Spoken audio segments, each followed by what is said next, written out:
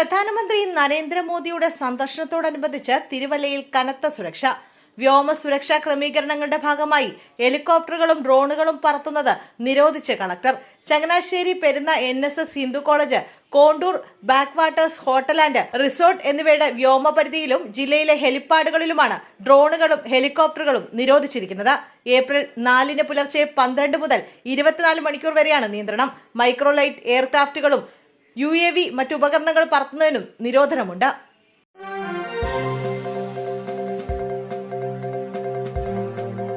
പേരാമ്പ്രയിൽ ഫാത്തിമ തഹ്ലിയയ്ക്ക് കുരുക്ക്. വർഗീയ അനൗൺസ്മെന്റുമായി ബന്ധപ്പെട്ട LDF സ്ഥാനാർത്ഥി TP രാമകൃഷ്ണനെതിരായ പരാതിക്ക് പിന്നാലെ UDF സ്ഥാനാർത്ഥി ഫാത്തിമ തഹ്ലിയയ്ക്കും കുരുക്ക്.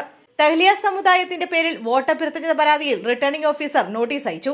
സമാന സ്വഭാവമുള്ള 3 പരാതികളാണ് സ്ഥാനാർത്ഥിക്കെതിരെ ലഭിച്ചിരിക്കുന്നത്. 3 വ്യക്തികൾ നൽകിയ പരാതിയുടെ അടിസ്ഥാനത്തിലാണ് വിശദീകരണം ആവശ്യപ്പെട്ട് നടപടി സ്വീകരിച്ചത്. ഇന്നലെ ലഭിച്ച പരാതികളിൽ വിശദീകരണം ആവശ്യപ്പെട്ടാണ് തഹ്ലിയയ്ക്ക് നോട്ടീസ് ഇഷ്യൂ ചെയ്തതെന്ന് RO വ്യക്തമാക്കി.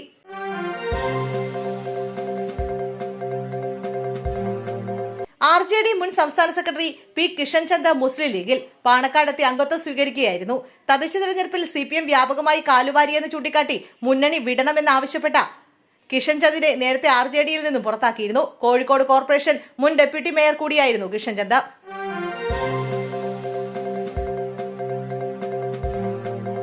നിയമസഭാ സ്പീക്കർ AN ഷംസീറിനെതിരെ തെരഞ്ഞെടുപ്പ് കമ്മീഷന് പരാതി നൽകി ഷിബു ബേബി ജോൺ. LDF സ്ഥാനാർത്ഥി സുജിത്ത് വിജയൻ പിള്ളയ്ക്ക് വേണ്ടി സ്പീക്കർ റോഡ് ഷോ നടത്തിയത് ചൂണ്ടിക്കാട്ടിയാണ് പരാതി.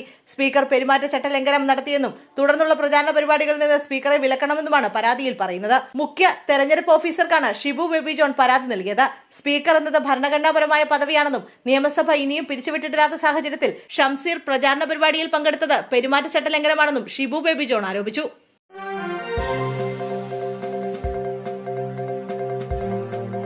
അനൗൺസ്മെന്റ് വിവാദത്തിൽ നോട്ടീസ് ലഭിച്ചിട്ടില്ലെന്ന് TP രാമകൃഷ്ണൻ. പേരാമ്പ്ര മണ്ഡലത്തിലെ LDF പ്രകടന പത്രിക പുറത്തിറക്കിയ ശേഷം മാധ്യമപ്രവർത്തകരോട് സംസാരിക്കുകയായിരുന്നു അദ്ദേഹം. ചോദ്യങ്ങളോട് കടുത്ത ഭാഷയിലായിരുന്നു സ്ഥാനാർത്ഥിയുടെ പ്രതികരണം. അനൗൺസ്മെന്റ് വിവാദം LDFന് മുന്നിലില്ലെന്നും അത്തരത്തിലൊരു വിവാദത്തിന്റെ ആവശ്യം പാർട്ടിക്കില്ലെന്നും അദ്ദേഹം വ്യക്തമാക്കി. അന്വേഷണ ഉദ്യോഗസ്ഥർക്ക് മുന്നിൽ കാര്യങ്ങൾ ബോധിപ്പിക്കുമെന്നും അദ്ദേഹം കൂട്ടിച്ചേർത്തു. മണ്ഡലത്തിലെ വികസന കാര്യങ്ങളും രാഷ്ട്രീയ നിലപാടുകളും ചർച്ച ചെയ്യുന്നതിന് പകരം അനാവശ്യ വിവാദങ്ങളിലേക്ക് വലിച്ചിഴയ്ക്കാനാണ് ശ്രമം നടക്കുന്നതെന്നും TP രാമകൃഷ്ണൻ ആരോപിച്ചു.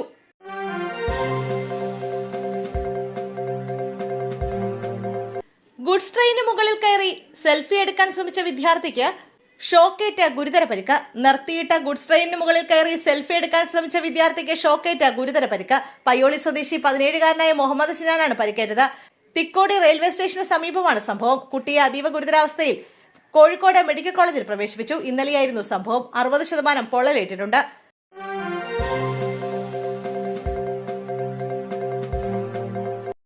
പ്രസംഗത്തിനിടെ കുഴഞ്ഞു വീണ പന്ന്യൻ രവീന്ദ്രൻ. മുതിർന്ന CPI നേതാവ് പന്ന്യൻ രവീന്ദ്രൻ പ്രസംഗിക്കുന്നതിനിടയിൽ കുഴഞ്ഞു വീണു. അട്ടപ്പാടിയിൽ LDF പുതൂർ പഞ്ചായത്ത് റാലി ഉദ്ഘാടനം ചെയ്ത് സംസാരിക്കവേ ഇന്ന് രാവിലെയാണ് സംഭവം. ഉടൻ തന്നെ പ്രവർത്തകർ അദ്ദേഹത്തെ അടുത്തുള്ള ആശുപത്രിയിൽ പ്രവേശിപ്പിക്കുകയായിരുന്നു. അട്ടപ്പാടി പുതൂർ പഞ്ചായത്തിൽ നടന്ന LDF തെരഞ്ഞെടുപ്പ് റാലിയിൽ പ്രസംഗിച്ചുകൊണ്ടിരിക്കെയാണ് പന്ന്യൻ രവീന്ദ്രൻ പെട്ടെന്ന് കുഴഞ്ഞു വീണത്.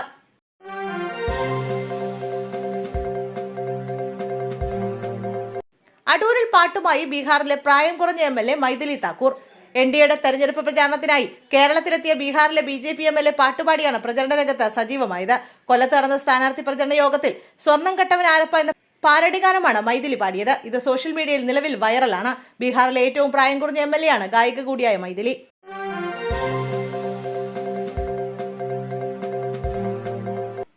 ഏപ്രിൽ മാസത്തെ റേഷൻ നാളെ മുതൽ. പെസഹ വ്യാഴം ദുഃഖവെള്ളി അവധികൾക്ക് ശേഷം ശനിയാഴ്ചയാണ് റേഷൻ കടകൾ തുറക്കുന്നത്. പശ്ചിമേഷ്യൻ സംഘർഷത്തിന്റെ സാഹചര്യത്തിൽ ഏപ്രിൽ മാസത്തെ റേഷൻ വിഹിതത്തിനൊപ്പം മെയ് മാസത്തെ റേഷനും മുൻകൂറായി വാങ്ങാവുന്നതാണ്. ഏപ്രിൽ മാസത്തെ വിഹിതം ഏപ്രിൽ 4 മുതൽ ഏപ്രിൽ 30 വരെയും മെയ് മാസത്തെ വിഹിതം മുൻകൂറായി ഏപ്രിൽ 4 മുതൽ മെയ് 30 വരെയും വാങ്ങാവുന്നതാണെന്ന് സിവിൽ സപ്ലൈസ് വകുപ്പ് അറിയിച്ചിട്ടുണ്ട്. കൂടാതെ മണ്ണെണ്ണയും ലഭ്യതയ്ക്കനുസരിച്ച് ആട്ടയും ഉപഭോക്താക്കൾക്ക് ലഭിക്കും.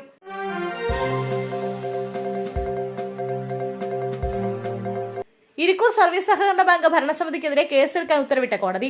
നിക്ഷേപിച്ച തുക തിരികെ നൽകുന്നില്ലെന്നും കോടികളുടെ സാമ്പത്തിക ക്രമക്കേട് നടത്തിയതുമുള്ള ആരോപണത്തെ തുടർന്നാണ് ഉത്തരവ്.